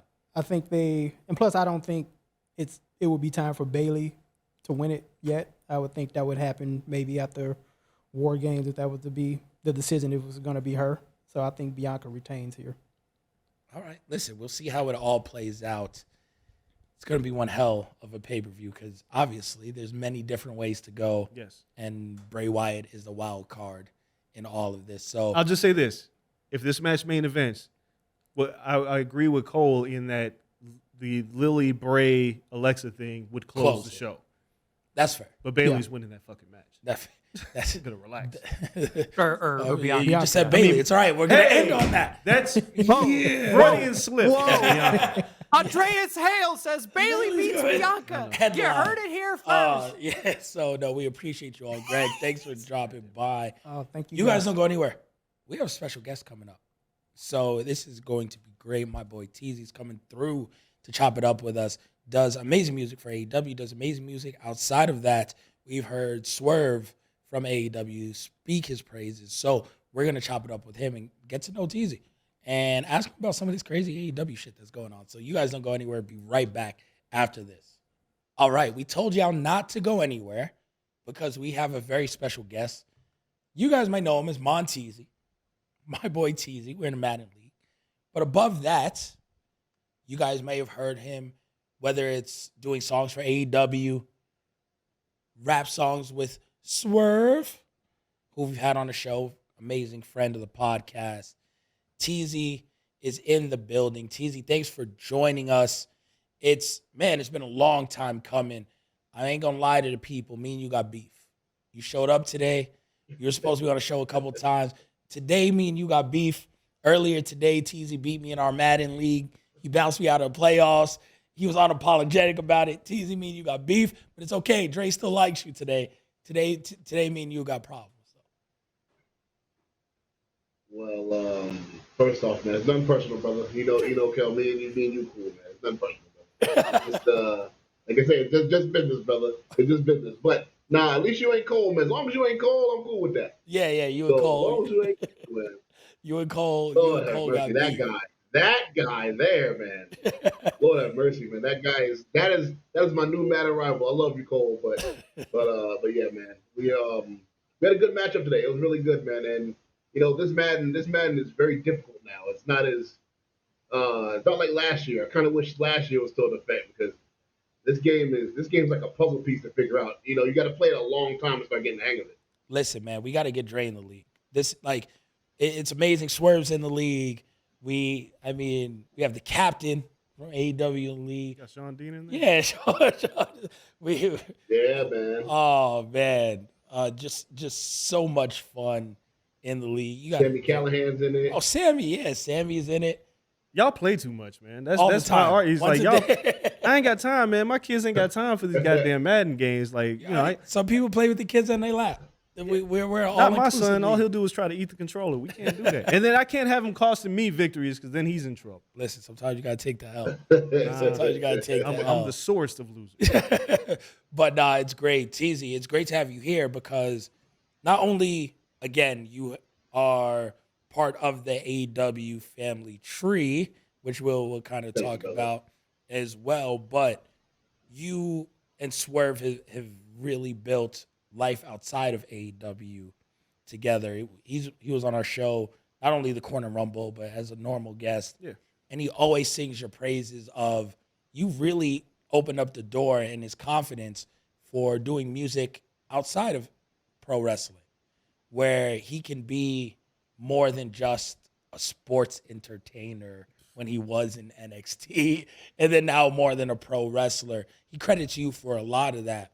When did you and Swerve like link up? Like how did this happen, and how did you guys start making music outside of everything in pro wrestling? First, man, thank you for the compliments, man. It means a lot to me. I really appreciate that. I've been a musician. I'm 33 right now, so I've been a musician basically about almost 15, 16 years. So when me and Swerve got together, it was kind of a different dynamic because we always were just cool. You know what I mean? We always just cool. We were brothers, and we were taking things kind of a day at a time, getting to know each other. You know, doing things as brothers normally do. Do the podcast, and everything was great. But then I looked at him one day and I said, you know what, brother, I think you can rap. And he was like, nah, I don't think I can do it because he looked like a rapper to me. He dressed like one. He had the hip hop look to me. So I kept telling him, I'm gonna get you in the studio someday. So one day we picked a song, which that song was terrible. That was never. But that song we actually went in and just tried it out, and getting him used to his voice, him getting used to hearing himself back on the microphone, learning how to do it. And I can tell you, man, I couldn't be more proud of him, man, with what he's done. I've never seen someone adapt so quick to becoming a musician. It took me years to figure this out. And I've seen other professionals that he's smoking right now because he just figured it out. One thing about him and the reason why he is where he is because he has an ability to adapt and change. And anything he tries, he's going to put his heart into it. And honestly, out of my 15 years doing this, he's the first artist that actually listened to everything I said and what to do. And it worked out. Not saying that it's all because of me, but a lot of people are stubborn with their artistry. They don't want to do certain things. They feel like they already have it. And me and him, we was already in a good place. So I told him certain things, and he just figured it out. And the main important thing I told him, guys, was don't sound like me. Sound like yourself. Be yourself. You can take the tips and everything that I give you, but make sure you put it in your own pot of gumbo for who you are. Sometimes as artists, we can mentor people, and they end up sounding just like us. And it's like, nah, man, I'll be Big Boy, you be Andre. You're on TV, you be the star. You know what I mean? That's what you are. You got that platform. I'll be the guy. I'll be the rap partner, and this is your group. Swerve City is your group, and I'm just the co-sign for you until you're ready to go solo. And then when we come back to the group, we'll come back to the group. But I couldn't be more proud of him. I'm ecstatic on what his future holds. And make sure you get that new record he just put out, Lifeline, as well. I'm proud of my brother, man. Very proud of him. So, TJ, I got to ask you this question because we've seen people in pro wrestling try to branch out and do other things. The biggest challenge is how do you do it and not be corny as shit while you do it, right? Because, like, we've seen, no disrespect to a lot of the talent that's out there, but some of them are just really bad at trying to be rappers or trying to be musicians or trying to be actors. How do you it seems like you guys have found a way to separate the two, where Swerve's music career is not necessarily tied to his pro wrestling career, and it doesn't come off corny. It comes off pretty legit. I think it's because, man, you said something very, very key there. I love wrestling, but there's a lot of corny people in this game, man. And people just ain't cool, bro. They don't have that believability. They don't. You meet Swerve, you meet myself. We're just regular down to earth dudes, and we're students of the game.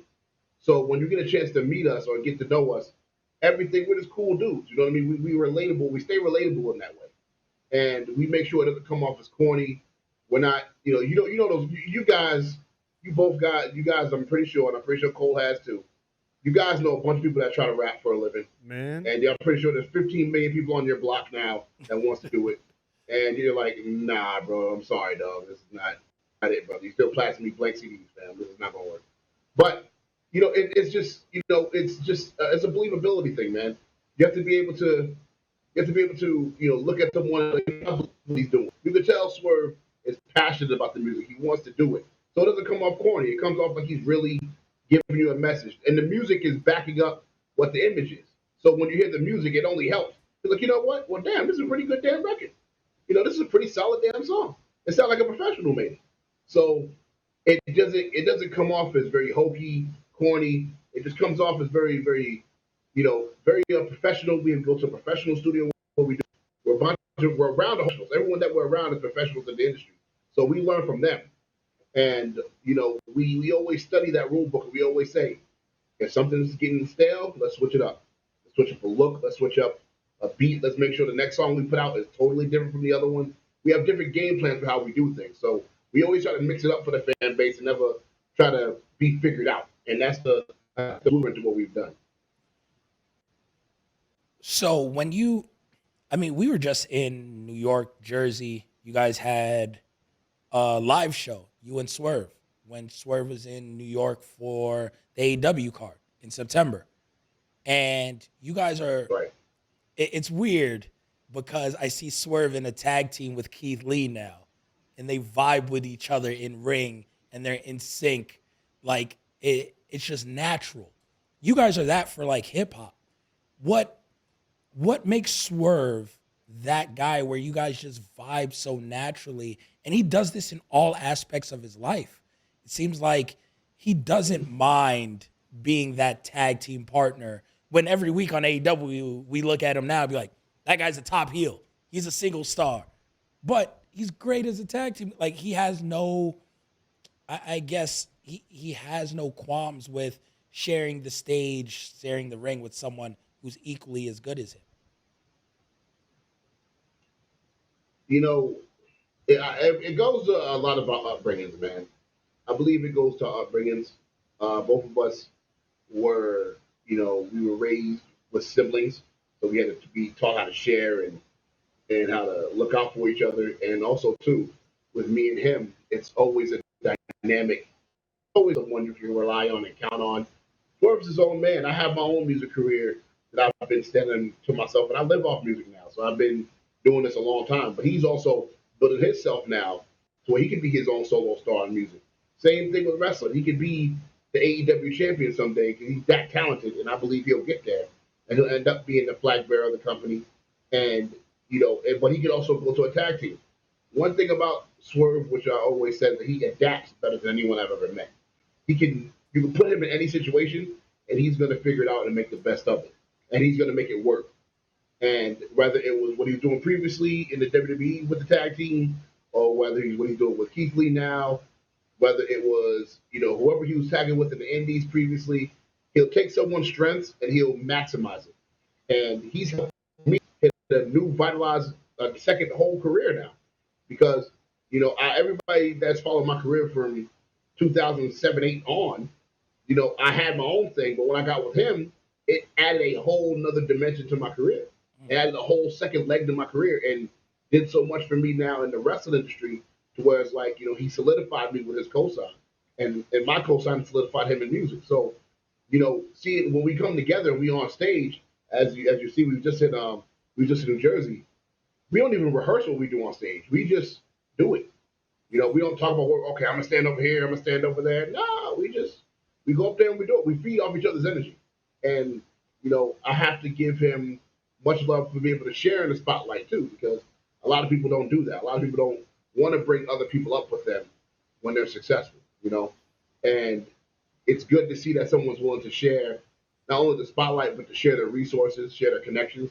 That's how we met, was through Swerve. You know what I mean? So it's great to see that connection come together, and I couldn't be more proud of him for what he's doing. And we also have a lot of great things coming up that we're still doing together, from group music to solo stuff that we're doing with me, executive producer of his project, and back and forth with each other. So there's still so much we have to do, but I'm very, very happy with where we've gone from us starting to make music together in 2019, now almost being 3 years in. So, Tease, I got to ask you this question because you're on social media. There's a certain segment of people that hate on Swerve. They talk about him, how he dresses, or his rap career, or speaking really negative about him. Now, we had Swerve on the show, and Swerve said he keeps receipts, all these things. He knows who's talking shit about him. But Teasy, as his friend and as his brother, you know him basically better than most people. So when you see people criticizing him for the things that he's doing, how hard is it for you not to jump out your skin and come at some of these cats? Because it gets kind of ridiculous because it's all rooted in tribalism. Because if he was still in WWE, certain people would be like, we love Swerve. They loved him when he was there. Right, but now that he's at AEW, he's different. So how much do you pay attention to the things that are said about Swerve on social media? I've grown numb to some of it just because I've seen it so much.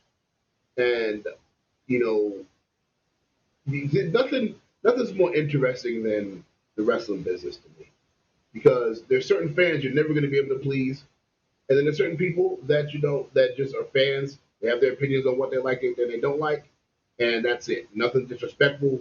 They're just regular people that are just fans of the product. And then you have those other people who are just different. I've seen a lot of the tweets he's been saying, and I shake my head. I'm like, I don't know what these people are doing, why they're doing it, what is the reason. I used to years ago when he was like, when I met him, he was in Lucha Underground when we first started hanging out like fully. I met him in 2015, but we started hanging out every day like brothers in 2017. So he was just it was right before his last season of Lucha Underground when we met. So he was still traveling the Indies before he went on his indie run, collected all the belts and everything. So I've grown numb to seeing it because he'd be like, look at this. And he'll show me things on social media. And I'm like, wow. You know what I mean? And at first I used to get upset about it. But then as I started growing numb to it because I seen it so much, I'm like, these people are crazy. These people are crazy. This man is doing a job. Obviously one of the best at doing his job.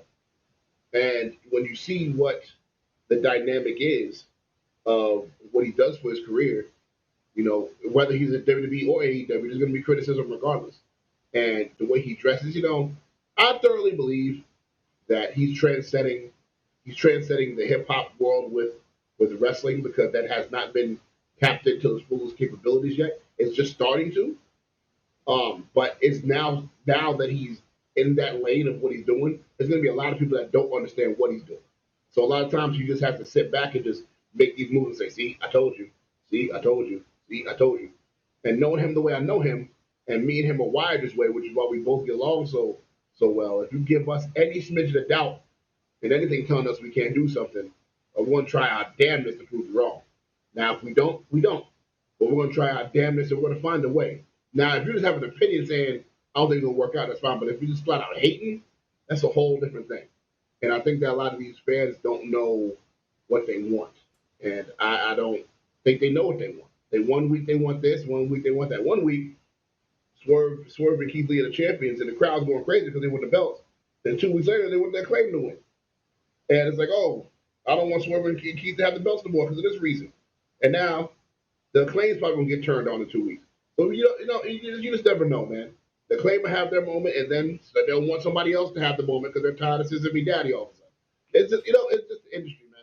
It's the way the industry is, and I've grown up to it, brother. I'm like, whatever, dude. It's crazy because you on your own aspect are so busy. You've been and you keep your ear to the pro wrestling industry because you have the podcast. You're on Swerve's. You and Swerve have a podcast together, of course. Like, you've had some of the biggest names of pro wrestling. You have your own podcast as an offshoot of that. Then you're dropping your own album in November. So you're still working on your own music. And then you did music for AEW, did Sammy Guevara's theme song. I believe that walks out now. Like, you do so many of these things. How do you stay tapped in? Like, most people are, right now, your album's dropping in November. You're trying to push full on towards a solo album, but you're still doing all of these other things. How do you keep it all together every day and multitask? Because a lot of people, you mentioned it, we know a lot of people that rap, a lot of people are trying to get on. They're solely focused and they're like trying so hard to do that. They don't have time for anything else. You do everything and kind of it's working out for you. Thank you, brother. Thank you. First of all, I appreciate that, but thank you for coming, brother. It's not easy. It requires a lot of conversation. It requires a lot of meditation. It requires a lot of really understand. Like I said earlier about Swerve, it requires a lot of adapting.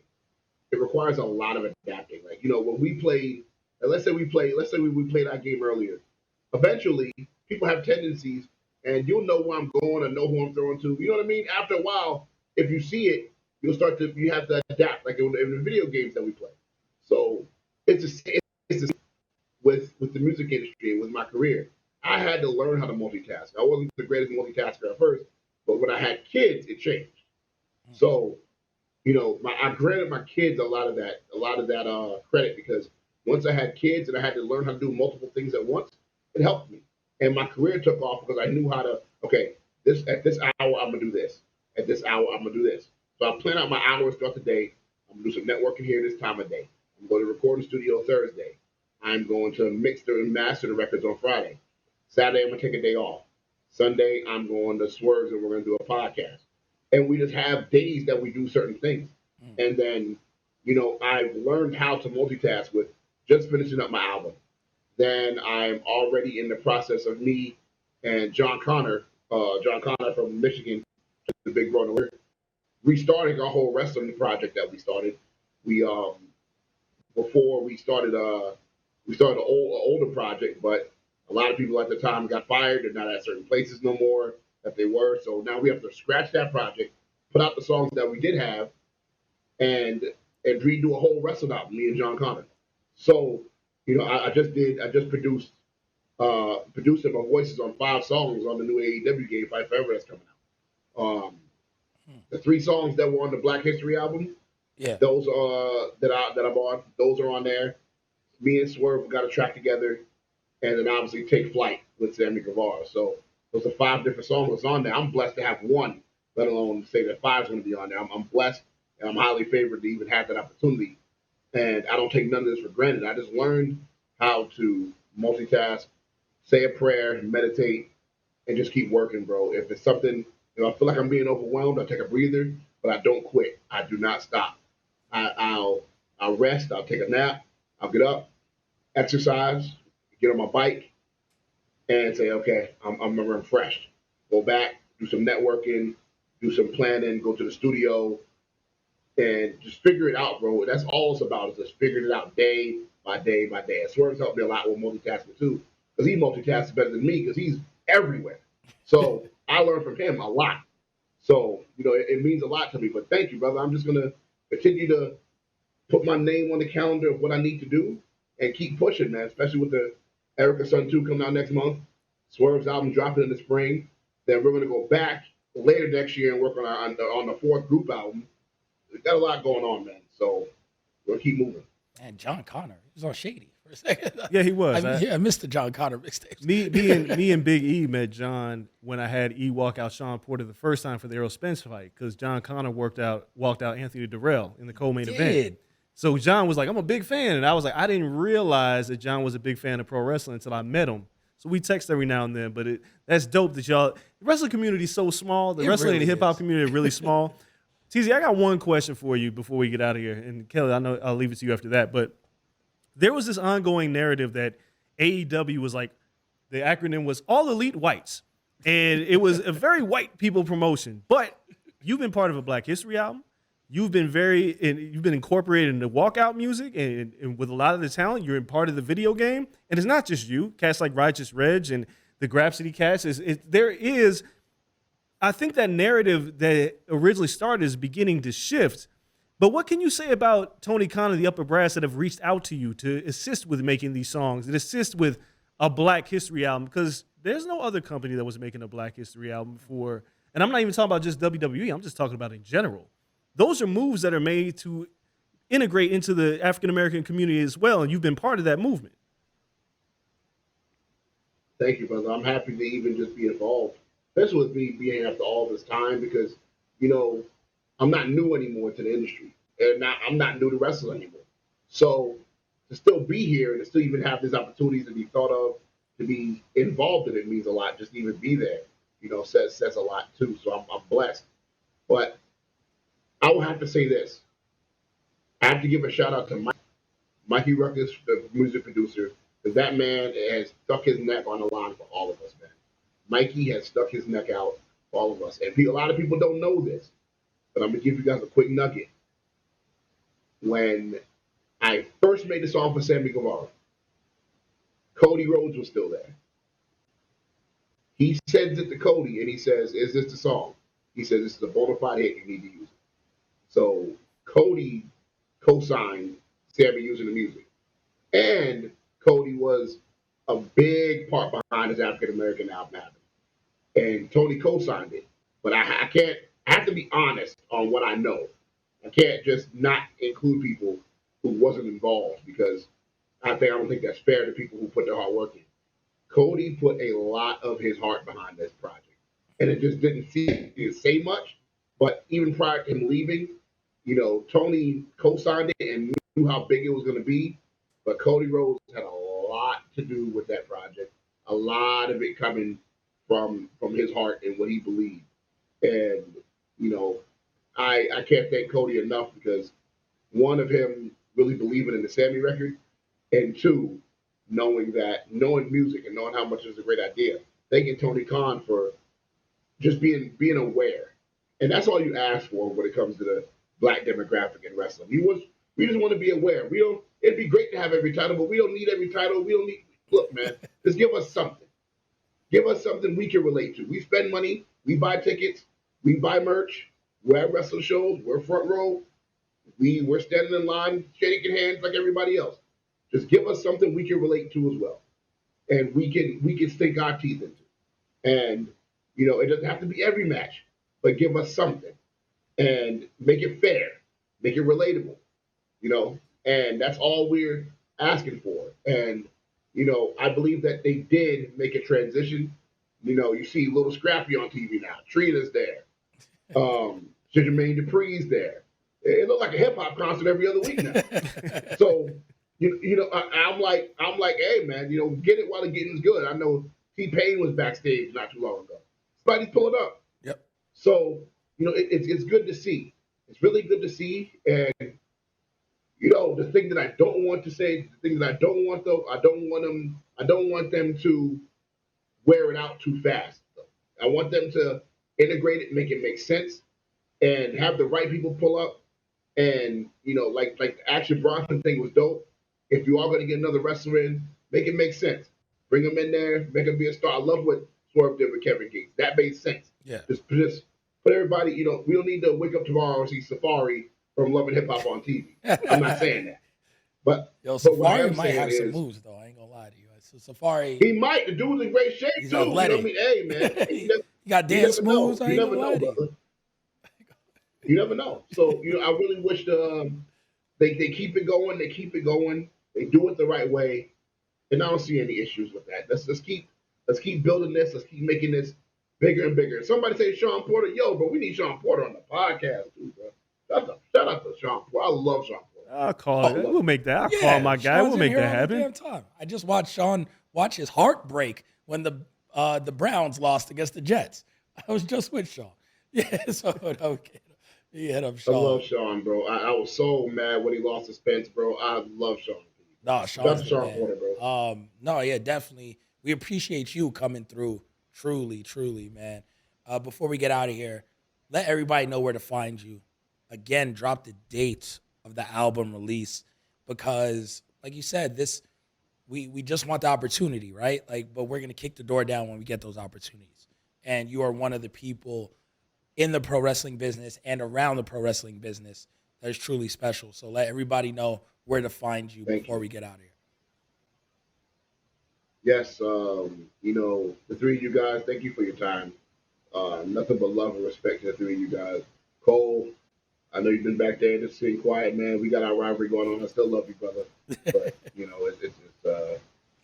that those Madden games are stressful, man. Kel started coming back on me today. I want to first thank you guys again, and to all the fans, thank you guys for showing me so much love throughout all this time. I've been here a long time. I am blessed that you guys still are interested in what I have to say. November 25th, my new album, America's Son 2, hits all platforms, all distributed markets. Make sure you guys go show love to that. My new single right now, I Won't Judge, featuring Anthony King.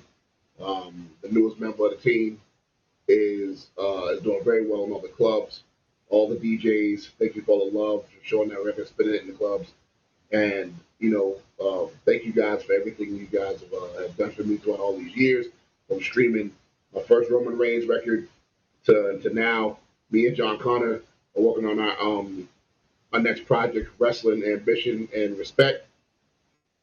Here, me and Swerve. Swerve's finishing his project. His project comes out this spring. Not a release date yet. And we're going to work on a group album after that. TZ's Table will be starting season 3 here in a few weeks. for the Team Table podcast. I'd love to have you guys on, even Cole, pop up on camera, bro. Anytime. I'd love to have you guys on the show. For sure. And we can continue the conversation. Just flip it on the others. I can ask you guys some questions. And that's it, man. Make sure you guys hit all distributing platforms. Follow me at TZ Jones. All social media. Make sure you go to Swerve City. Make sure you hit that up, Swerve City Podcast on YouTube. Subscribe to that. And man, I'm blessed and highly favored, and I thank you guys for the time. Man, we appreciate you. Anthony King on the new single, amazing. Let it be known that I smack him in Madden every time we play, though. We got to have Anthony King. That boy. Hey, you want to get your stats up? Holla at him, bro. Smack Anthony King every time. No, we appreciate you, TZ, man. Thank you, everyone, for listening to another episode of the Corner Podcast. We'll keep this short. So Greg Coleman here with us today after long-ass day at the Grand Canyon, still pulling through, giving us his predictions. Producer Coale, Bay, coming through for the wrestling show. We appreciate you. We'll be on a boat next week, Disney cruise. Yes. But we have the MMA show for you guys already queued up. That'll be dropping on Tuesday. Check out our boxing show that dropped earlier in the week. Everyone here at Blue Wire Studios in the Wynn Resort, Las Vegas. Everyone at booth. Nasty Nestor, Brian, Antoine on the boards, making hot fire on the beats. I saw that Blue Wire edit you did. It was looking great.